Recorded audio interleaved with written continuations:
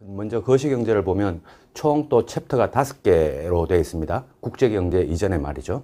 그래서 국제경제까지 합하면 총 6개 챕터가 될 겁니다. 그래서 이 총 6개 챕터를 우리가 또 지난번에 우리가 지금까지 했던 것처럼 이론편, 문제편, 이론편, 문제편 이렇게 하면 6개 챕터면 12강이 나올 거예요. 근데 그 중에서 한 강 정도는 좀 중요하다 싶은 거는 한 강은 추가시켜서 한 13강 정도가 나올 겁니다.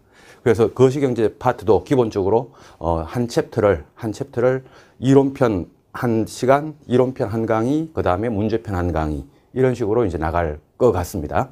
자, 미시경제하고 똑같죠. 자, 그래서 이제 198페이지를 펴보시면요.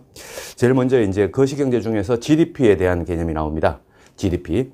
자, 국가경제와 국민소득 해가지고 GDP라고 해서 198페이지에 GDP에 대한 설명이 나옵니다. 그 표예요.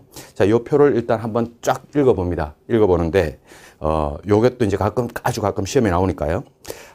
용어가 한 나라 안에서 국적에 관계없이 영토 기준으로 국내를 의미한다. 자, 영토 기준이다라는 것이 GDP가. 근데 반면에 영토 기준이 아닌 거는 D, domestic이라고 하는 D가 들어가지 않고 N이라고 하는 게 들어갑니다. 이거는 민족, 뭐 이런 개념이죠. N, national.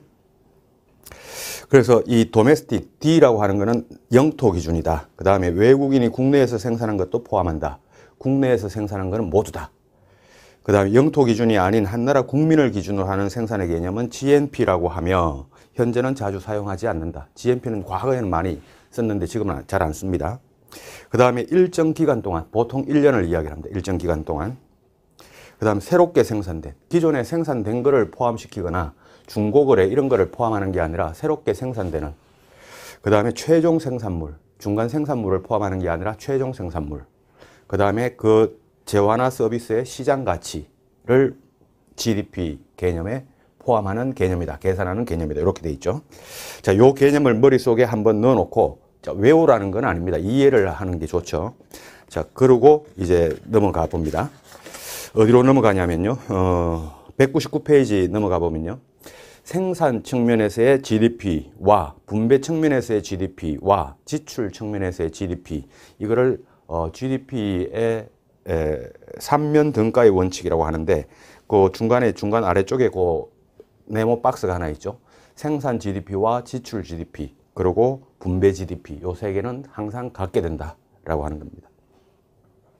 자, 그래서 일단 넘어가는데, GDP의 유용성과 한계라고 하는 것을 보면 GDP라고 하는 이 용어가 원래 GNP, GDP 이 용어가 언제 만들어졌냐면요. 우리가 1940년대에 만들어졌습니다. 지금으로부터 약 70년, 80년 됐죠.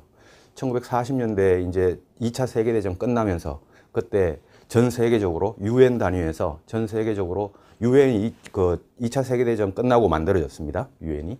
그러니까 전 세계적으로 각 나라들의 어떤 경제나 생산성이나 어떤 경제에 대한 지표를 공통적으로 통일된 방식으로 이렇게 계산하고 측정할 수 있는 방법을 좀 연구해 보자라고 해가지고 유명한 경제학자들에게 이 연구 용역을 줬었습니다.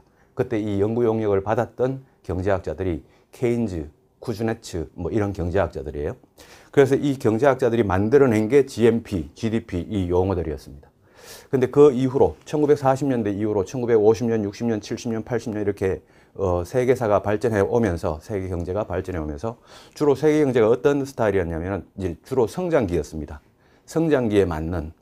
그래서 지금 2000년대 들어와서 우리나라 같은 경우에 1998년도 IMF 끝나고 뭐 2000년대 들어와서 지금도 계속 우리가 성장을 하고 있냐? 성장을 하고 있습니다. 그러나 어떻게 성장을 하고 있냐? 둔화된 상태로 성장을 하고 있죠. 또는 성장이 둔화되고 있거나 또는 좀 서서히 침체되고 있거나 이런 식의 저성장식이란 말이죠. 그래서 이 과거 1900년대 중반 이후 고도 성장 시기에는 이 GDP라고 하는 용어가 상당히 유용하게 쓰였습니다.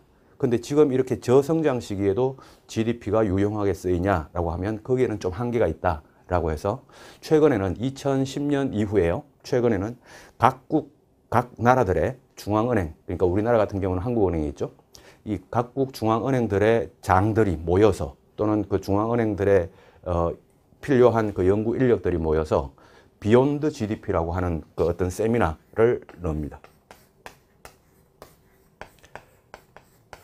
자, 비욘드 GDP, GDP를 넘어서 GDP 이후에는 어떤 지표를 만들어야 될까? 어떤 지표가 있을까? 왜 이 비욘드 GDP 이야기가 나오냐면 GDP라고 하는 게 어떤 한계를 가지고 있다는 거죠. 그 한계를 한 70년, 80년 써보니까 이건 좀 한계가 있더라. 그 한계가 어떤 거냐 보니까 이제 200페이지 거기 GDP 한계가 있습니다. GDP 한계. 생산 과정에서 발생하는 자연 파괴, 공해, 여가 등은 계산에서 고려되지 않는다. 소득 분배의 구체적인 상황에 대해서는 측정이 불가능하다. 지하 경제 규모도 반영되지 않는다. 시장을 통해서 거래되지 않는 재화와 서비스, 주부의 가사노동, 지하 경제 뭐 이런 것들 반영되지 않는다. 중고 물품 거래. 자, 우리나라에 중고 거래하는 거대한 사이트가 하나 있지 않습니까?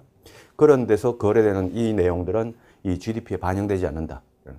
그래서 이 비욘드 GDP라고 하는 이 어떤 키워드가 세계적으로 이슈가 되면서 각국 중앙은행장들이 또는 중앙은행 차원에서 각국 중앙은행 차원에서 지금 그 다음 지표는 어떤 어떤 지표를 만들어내야 될까 그런 거를 이제 같이 연구하고 공부하고 있는 중입니다.